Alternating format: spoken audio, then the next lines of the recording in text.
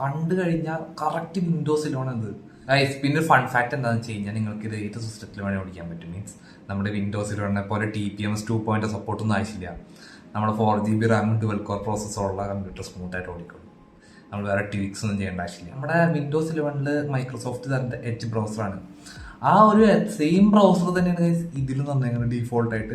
Guys ഈ ഒരു operating സിസ്റ്റത്തിന്റെ പേര് തന്നെ WinUX 11 എന്നാണ്.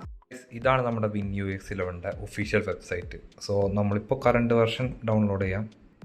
So wait for 10 seconds. Okay, നമ്മുടെ ISMage ഡൗൺലോഡ് ചെയ്യേണ്ട ഫയൽ ലൊക്കേഷൻ ചോദിക്കുക. നമ്മളിപ്പോൾ ഡൗൺലോഡ്സിലേക്ക് സേവ് ചെയ്യാം.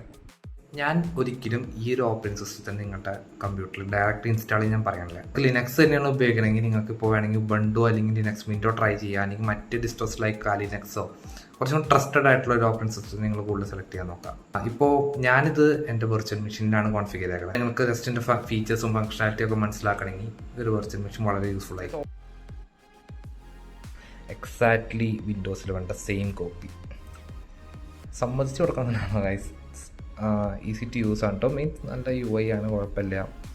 പിന്നെ സ്മൂത്ത് ആണ് കേട്ടോ. മീൻസ് അത്രയും ലിനക്സ് ആയതുകൊണ്ട് നമ്മൾ ലോ ആൻഡ് PCസിലൊക്കെ സ്മൂത്തായിട്ട് ഇത് ഓടിക്കോളും.